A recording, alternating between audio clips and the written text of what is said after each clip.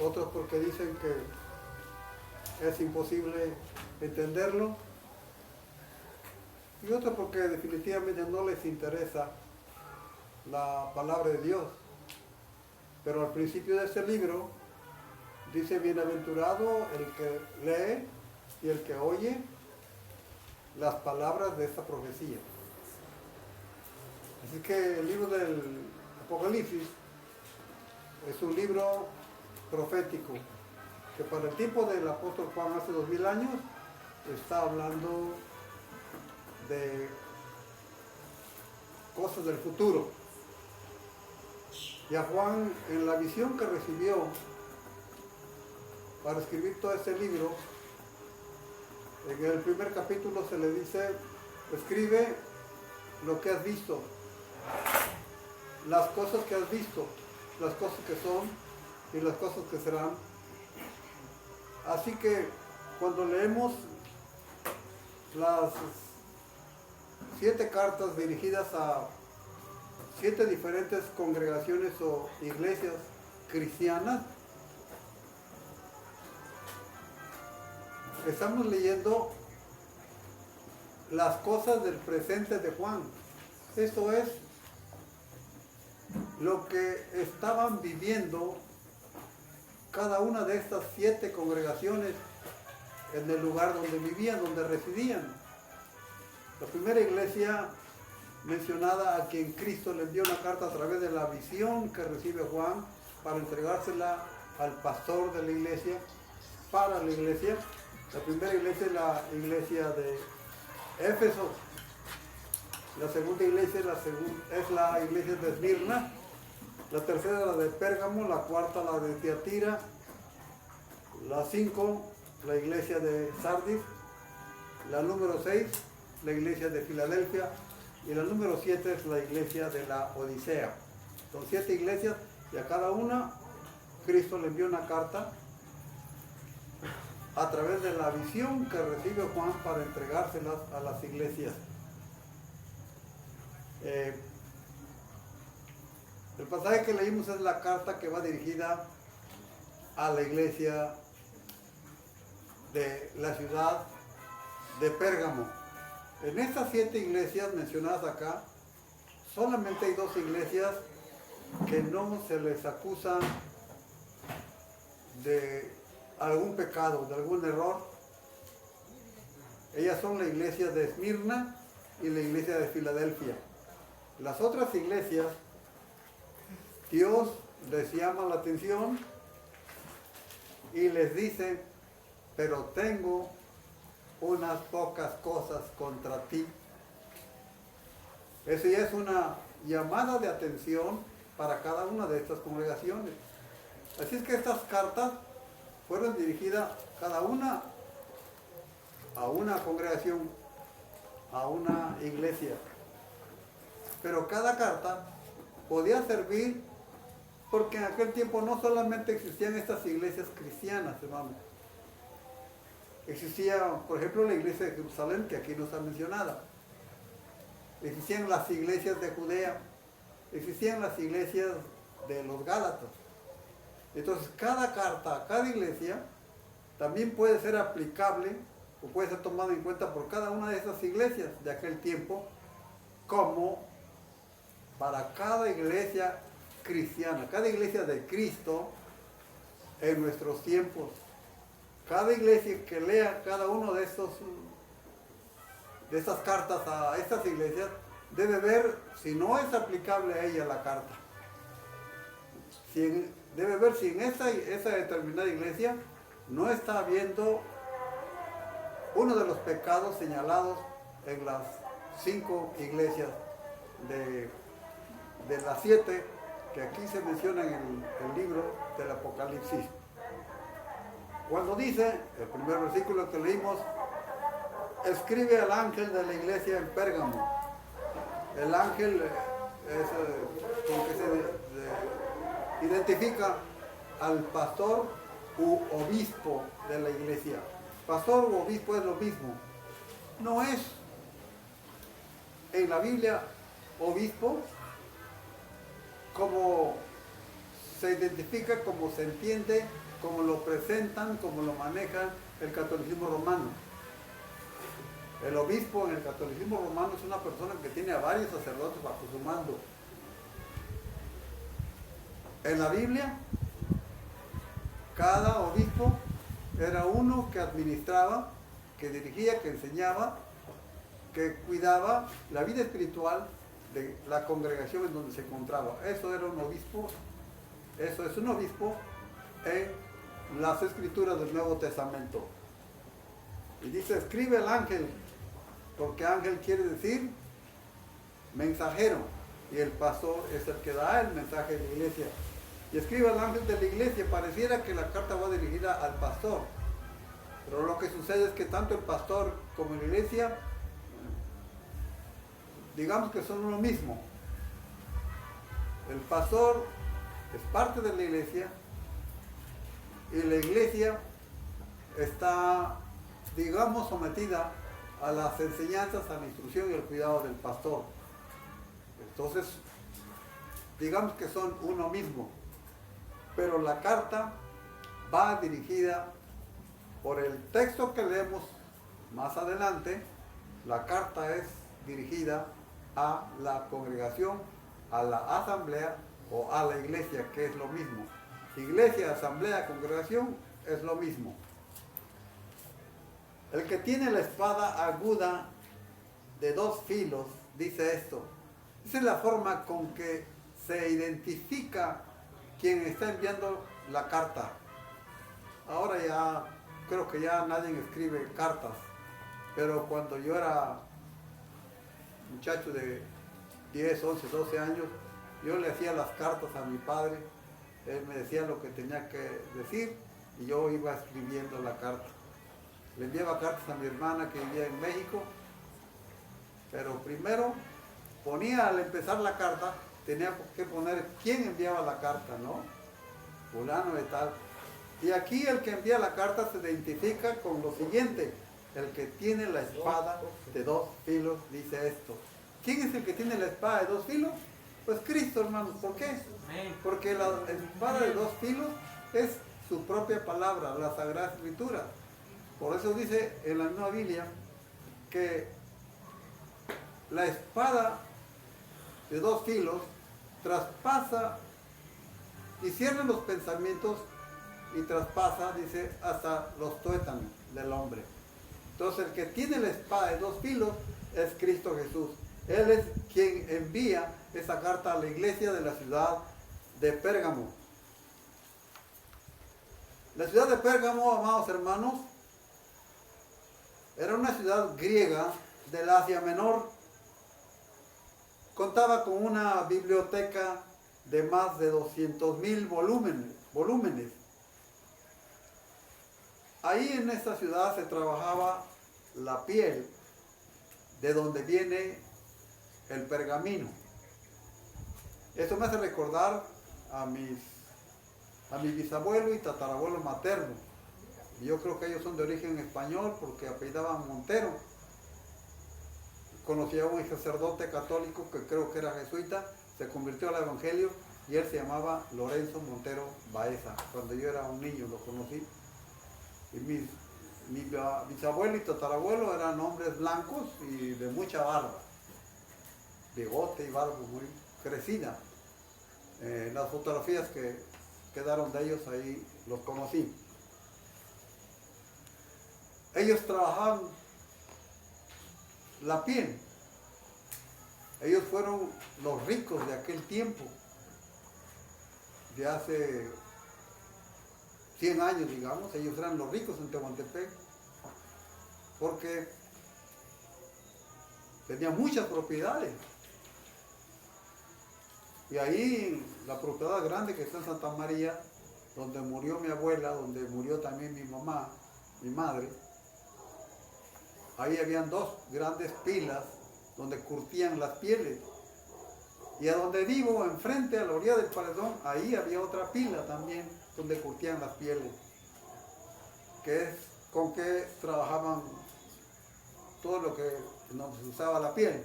Los guaraches, por ejemplo, se usaba la piel para hacer los guaraches. Y de la ciudad de Pérgamo, o en la ciudad de Pérgamo, ahí se trabajaba la piel. Y de ahí viene el llamado pergamino. Esa ciudad era una gran ciudad y era un centro grande de idolatría. Y es muy difícil y es muy duro, hermanos, y es peligroso donde la idolatría domina, abunda, porque es difícil y peligroso para el cristiano predicar el evangelio, porque los demonios de la idolatría se enfurecen y le hacen la vida difícil al cristiano, los persiguen y a veces les quitan la vida. Imagínense, por ejemplo, aquí en México se dice que el centro del satanismo, la capital del satanismo aquí en México es la ciudad de Catemaco, Veracruz. Imagínense, hermanos, lo difícil que ha de haber sido para los evangélicos, nuestros hermanos, bautistas y de otras denominaciones, lo difícil que ha de haber sido para ellos llegar y establecerse en esa ciudad donde abunda la idolatría, porque abunda el servicio, la adoración y los cultos satanistas. Y ahí en Pérgamo así era. Y ahí en Pérgamo la iglesia cristiana tenía un pastor, tenía su pastor en el tiempo de Juan, y ese pastor se llamaba, es conocido como Antipas. Y Cristo le dice a través de esta carta a la iglesia de Pérgamo: yo conozco tus obras. Había iglesias grandes y había iglesias chicas. Había iglesias o congregaciones que se reunían en casa, aquí como en casas, así como estamos ahorita aquí. Como cuando llegamos a Reparo, nos reunimos en la casa de la hermana Magdalena. Ahora ya no, ya tienen su templo, ¿verdad? Por cierto que es muy grande el espacio y muy bonito el lugar. En aquel tiempo casi no tenían templos los cristianos, se reunían generalmente en casas. Y a esa iglesia, Cristo le dice: yo conozco tus obras y dónde moras. Hermano, por eso al principio de este libro, donde se mencionan los 7 candeleros y luego se explica que cada candelero es una iglesia, representa una iglesia, Cristo dice que anda en medio de los candeleros. Las iglesias de Cristo no viven aisladas, no viven ignoradas por Cristo Jesús, porque Cristo está en ellas, camina entre ellas, anda entre ellas, está entre las iglesias suyas. Amén. Por eso Él conoce las obras de cada una de sus iglesias. Dios conoce la obra de la iglesia de Tehuantepec. Y la iglesia del Reparo, que es una iglesia en crecimiento, por eso le conocemos como misión todavía, porque es una iglesia en crecimiento, pero es una iglesia. Debe saber, como toda congregación grande o pequeña, debe saber, amados hermanos, que Dios, que Cristo está al tanto de cada una de estas iglesias, de estas congregaciones grandes o pequeñas. Él está viendo lo que hacemos. Él sabe lo que hacemos. Él sabe lo que trabajamos. Él sabe si trabajamos o no trabajamos. Él sabe si somos trabajadores en su trabajo, o somos perezosos, somos indiferentes, o somos tímidos, para no decir cobardes. Yo conozco tus obras. Esto debe hacernos sentir con responsabilidad a cada uno de nosotros, hermanos, que Cristo conoce todo lo que hacemos como congregación, como iglesia. Amén. Pero también hay otra cosa. Conozco tus obras y dónde moras, dónde vives. conozco el lugar donde tú estás, le dice a la iglesia de Pérgamo Cristo a través de esta carta. Y sé que vives donde está el trono de Satanás. Ahí en esa ciudad había un templo dedicado a Serapión, pero era un centro de idolatría, muy grande y muy fuerte, por lo tanto peligroso para el cristiano, sobre todo en aquellos tiempos en que apenas el cristianismo se estaba extendiendo por el mundo de aquel tiempo. Imagínense hablar en contra de los ídolos, de las imágenes que el mundo adoraba. Por ejemplo, en aquel tiempo, en esos lugares, no se adoraba lo que adora el católico romano aquí, ahora. Aunque ahora dicen que no lo adoran, pero la realidad es que sí, la gente adora sus imágenes, lo que ellos llaman santos. Pero en aquellos lugares, en aquel tiempo, lo que adoraban ellos eran a figuras humanas, a las divinidades que representaban el crecimiento y la abundancia y la multiplicación del ser humano. Tenían dioses, diosas dedicadas a la fertilidad. Por eso, en la ciudad de Éfeso, donde estaba otra iglesia cristiana, que es la primera que se menciona, había uno de los templos que se conoció como una de las 7 maravillas del mundo antiguo, hermanos. Ese templo era dedicado a la gran diosa Diana. ¿Cómo se representaba esta mujer? Era una mujer representada con abundantes pechos. Eso representaba la fertilidad. Por eso había una religión en el pasado que decía que el dios se llamaba Dagón, Dios pez, porque el pez cuando se reproduce miles y miles de huevecillos. Por eso las divinidades de las gentes eran siempre dedicadas a la fertilidad. El dios Sol, Baal, Astarot, Astarte. Después en Jeremías se presenta la diosa llamada la reina de los cielos. Eso es lo que adoraban los hombres en aquel tiempo. Adoraban el sol, la luna, las estrellas como nuestros antepasados mexicanos. Nuestros antepasados mexicanos adoraban al sol, adoraban al dios de la lluvia, Huitzilopochtli, al dios de la guerra, Huitzilopochtli, al dios de la lluvia, Tlaloc, y le rendían culto, sacrificaban seres humanos a esos dioses, a esas divinidades, hermanos.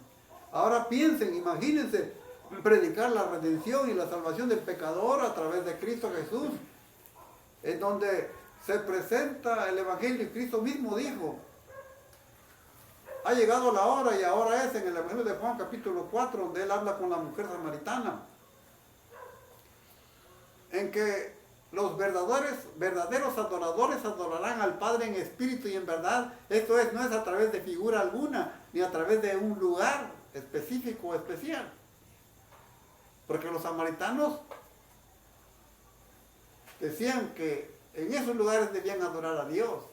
Y los de Jerusalén, los judíos, decían que en Jerusalén, en el templo. Pero Jesús dijo, la hora viene y ahora es en que los verdaderos adoradores adorarán al Padre en espíritu y en verdad. No necesitan un templo, no necesitan un lugar. Como hace más de 30 años, casi 40, 50, que fui a Guatemala a predicar el Evangelio, a una campaña evangelística, allá en Tapachula, donde se saca el permiso para ir a Guatemala. Ahí me encontré a 2 oaxaqueños, 2 paisanos. ¿Qué hace aquí, paisano? Ay, pues voy a Disquipula. Tan lejos que está Guatemala de Oaxaca, le dije. Tú tan cerca estás de Dios y lo vas a buscar tan lejos, le dije. Si en tu propio lugar, en tu propia casa, en tu propia tierra, tú puedes encontrarte con Dios. Por eso Jesús dijo que los verdaderos adoradores adorarán en espíritu y en verdad. No necesitan un lugar especial, no necesitan un templo especial, no necesitan viajar a Guatemala o viajar al Distrito Federal. No, en cualquier lugar, bajo un árbol, el hombre o los hombres pueden adorar a Dios, porque Él es espíritu. Sé dónde moras, donde está el trono de Satanás. Era peligroso para los cristianos tener su culto ahí y predicar el evangelio de que el hombre es perdonado por Dios a través de la fe en Cristo y que tenía que cambiar sus vidas y dejar la adoración de las imágenes. Imagínense, hermanos,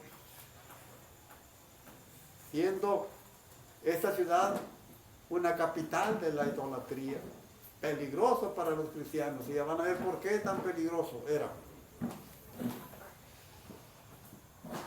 Pero retienes mi nombre. Fíjense bien lo que dice, hermanos. Conozco tus obras. ¿Y dónde moras? Moras donde está el trono de Satanás, pero aún ahí donde está el peligro de muerte, retienes mi nombre. Ese libro fue escrito al final ya casi del primer siglo, allá por el año 95. No le dice Jesús a esta iglesia de Pérgamo: conozco tus obras, conozco que vives donde está el trono de Satanás. No le dice, pero a pesar de eso, retienes el nombre del Santo Papa Pedro.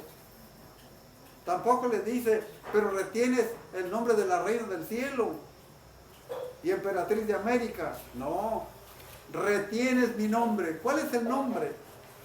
La Biblia dice que Dios le dio un nombre que es sobre todo nombre, para que en el nombre de Jesucristo se doble toda rodilla. Amén.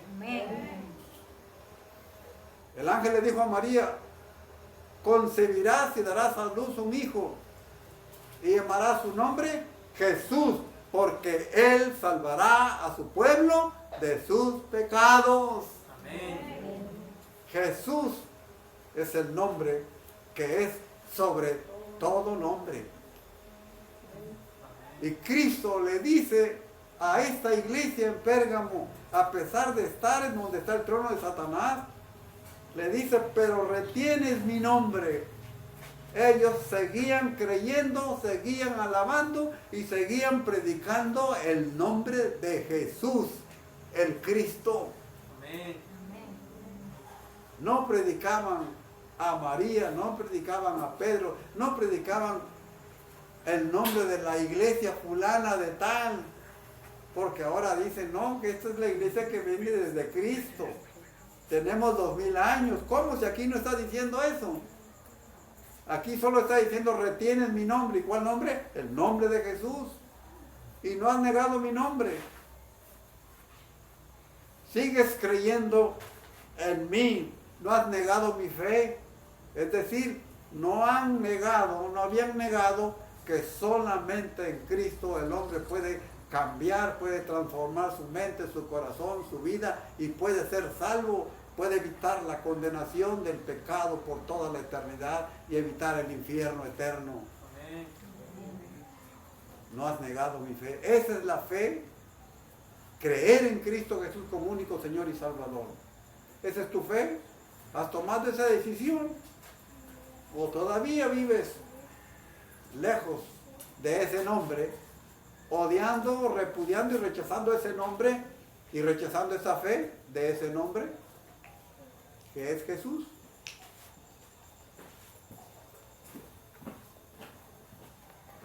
Y no han negado mi fe. Y miren lo que dice aquí, hermanos. Ni aún en los días en que Antipas, mi testigo fiel, cuando Juan escribió esta carta para esta iglesia,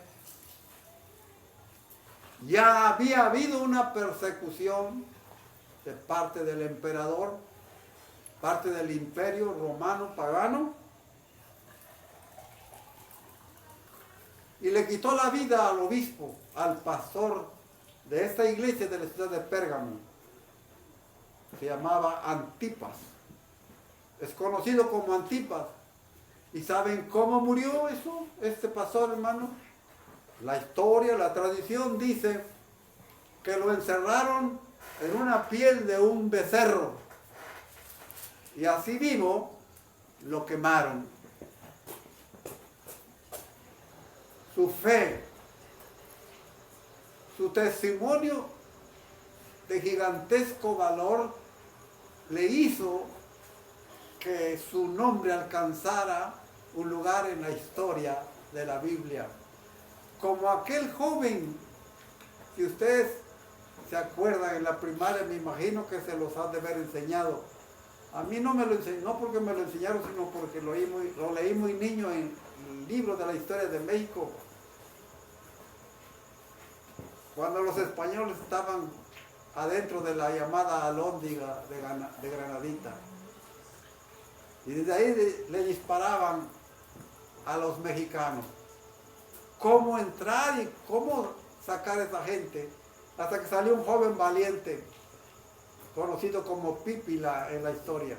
Le pusieron una plancha de piedra aquí en la espalda y se fue arrastrando con una antorcha en la mano hasta que llegó al portón y le echó lumbre al portón.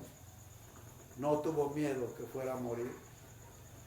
Así Antipas, amados hermanos, murió dentro de una piel de becerro, quemado, vivo. ¿Saben? La Inquisición católica mató a los valdenses allá en uno de los llamados valles. Por eso se conocían como valdeses allá, creo que fue en Italia, Francia, no recuerdo bien ahorita. Pero las mujeres y sus niños trataron de huir. Y algunas mujeres se metieron en algunas cuevas con sus niños. Y ahí llegaron los católicos romanos. Taparon la cueva y le echaron lumbre a la entrada de la cueva. Y ahí murieron muchas mujeres con sus niños por no seguir la religión del catolicismo romano. No negaron la fe en Cristo Jesús. No negaron a aquel en quien creía. Fueron como el obispo Antipas. No predicaban su iglesia, predicaban la fe en Cristo Jesús. Aún dice, ni aún en los días en que Antipas, mi testigo fiel, fue muerto entre vosotros donde mora Satanás. Imagínense lo que pasó con Antipas, hermanos. Qué bonito es que haya un testimonio hermoso de nosotros, de cada uno de nosotros, pero qué triste es cuando dicen, no, mira el hermanito, pues ya, que no quiere hermano, mira ahora cómo anda, que no quiere hermano, que no que creía en Jesús, mira cómo está ahora. A veces hasta dice la hermana, mira mi cristianito cómo está, está tirado en el suelo, bien borrachito. Eso me recuerda, cuando hablo de esto, me recuerda a un tío que conocí hace muchos años. Antes toda la gente pasaba por ahí a la orilla de la casa, por toda la orilla del río caminaba. Y un día voy viendo a mi tío tirado a la orilla temprano, en la mañana, como a las 9, tirado a la orilla del río, ahí en la playita, ahí, la arena, a la entrada del callejón que está por mi casa. Y un perro le estaba lamiendo la boca. Siempre se emborrachaba ese pobre señor. Era mi tío. Cómo me dio tristeza verlo borracho, tirado y un perro lamiéndole la boca. Es triste, hermanos, hasta dónde el hombre es deshumanizado por Satanás, por el diablo. Pero la iglesia recibe un halago de parte de Cristo. Ni aún en los días en que mi siervo Antipas fue muerto, ni aún en esos días negaste mi nombre. Pero eso sí, tengo unas pocas cosas contra ti, Que tienes ahí a los que retienen la doctrina de Balaam, que enseñaba a Balac a poner tropiezo ante los hijos de Israel, a comer cosas de sacrificadas a los ídolos y a cometer fornicación. Cuando el pueblo hebreo salió de Egipto para ir a la tierra prometida, tenía que pasar por un pueblo, creo que eran de los llamados moabitas, y el rey se llamaba Balac, y tuvo miedo porque supo el testimonio de ese pueblo, y dijo: no vaya a dejarnos acá sin nada, y mandó a traer un hombre y le dijo: maldíceme a este pueblo, dice. Y por lo que Dios le dijo a este hombre llamado Balaam, que era el profeta, no lo maldijo. Se sometió de alguna manera a lo que Dios le había dicho, que no maldijera a su pueblo, el pueblo de Israel, el pueblo hebreo, el pueblo de Israel. Pero al final el profeta fue débil y lo convenció el rey Balac. Y le dijo: ¿sabes lo que vas a hacer para afectar a este pueblo hebreo? Haz que tus hijas, haz que tus mujeres, tus muchachas se junten con los varones de este pueblo y vas a ver cómo van a fracasar, le dijo. Y así lo hizo. Las mujeres, las muchachas atraían a los hombres del pueblo de Israel, así se juntaban, así tenían sus parejas, y ya saben el poder de la mujer. La mujer tiene cierto poder, hermanos. Y a mí ya no me da viejo, ya estoy viejo yo y mi esposa ya está anciana también. Ustedes están jóvenes, pónganse firmes y fieles a Dios, hermano. Y también fieles con sus mujeres. Porque eso es lo que manda la palabra de Dios.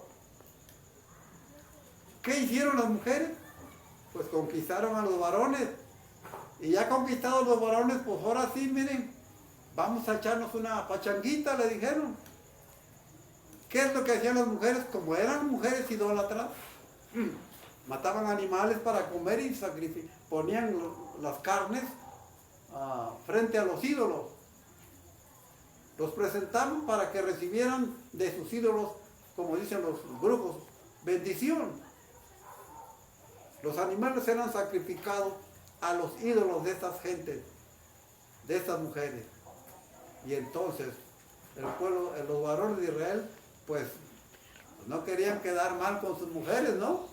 Y empezaron a comer, y no solamente a comer aquello que Dios había condenado para ellos, que no debían de comer cosas sacrificadas a los ídolos, sino también les enseñaron, dice, a fornicar. Por eso Dios ordenó que cada uno tuviera su esposa y cada una tuviera su esposo, para que no hubiera fornicación. Una cosa es la fornicación y otra cosa es el adulterio, hermano. Fornicación son las relaciones sexuales entre hombre y mujer no casado. Y adulterio son las relaciones sexuales entre hombre casado y otra mujer.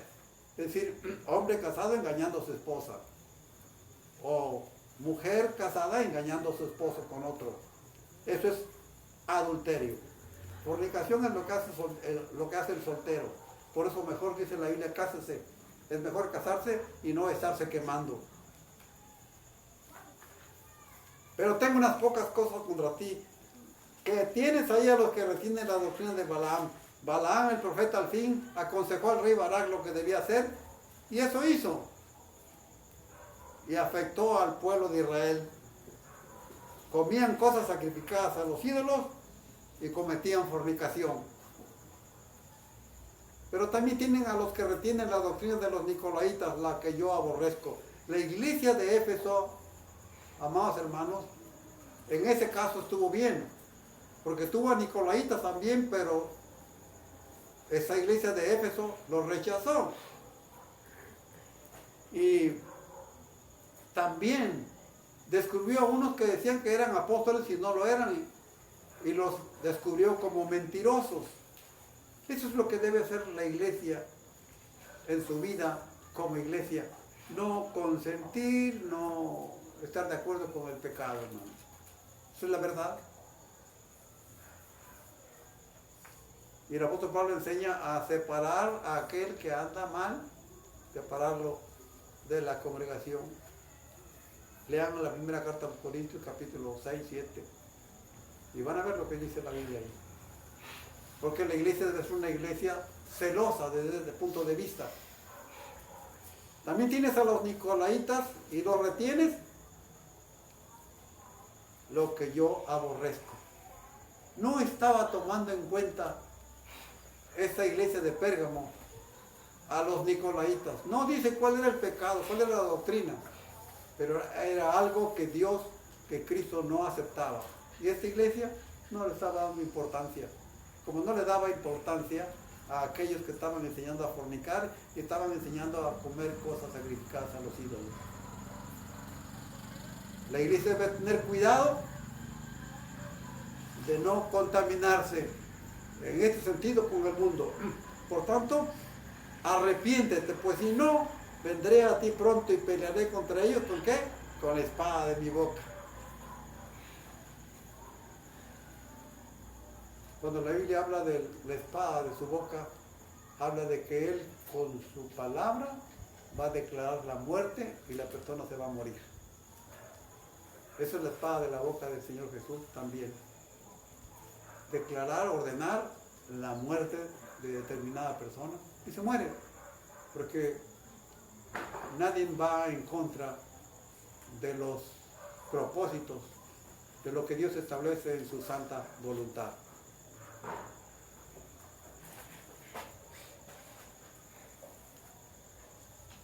Pero lo que tenéis, retenedlo hasta que yo venga. Aquello de la fidelidad a pesar del peligro de muerte, reténganlo, sigan siendo fieles en ese sentido, pero rechacen lo que no está bien hecho. Reténganlo hasta que yo venga. Y aquí estamos incluidos todas las iglesias verdaderamente cristianas que hay en el mundo. Porque Cristo no ha venido, pero ya está cerca el tiempo de que Él llegue. Hasta que yo venga, dice aquí la palabra de Dios. Al que venciere y guardare mis obras hasta el fin, yo le daré autoridad sobre las naciones. Las regirá con vara de hierro y serán quebradas como vaso de alfarero. Yo también, como yo también la he recibido de mi Padre, y le daré la estrella de la mañana. El que tiene oído, oiga lo que el Espíritu dice en la iglesia. Esas palabras van dirigidas para cada iglesia en diferente lugar. Y esas palabras van dirigidas también para cada persona individual, para cada creyente verdadero en Cristo Jesús. El que tiene oído para oír, oiga lo que el Espíritu le dice a las iglesias. ¿Cuántos de los que estamos aquí tenemos oído para oír? Dios te bendiga, Dios les bendiga. Levanta tu mano, David, no tengas miedo. Pues si no van a creer los demás que eres sordo. Que Dios les bendiga, amados hermanos. Que Dios les bendiga.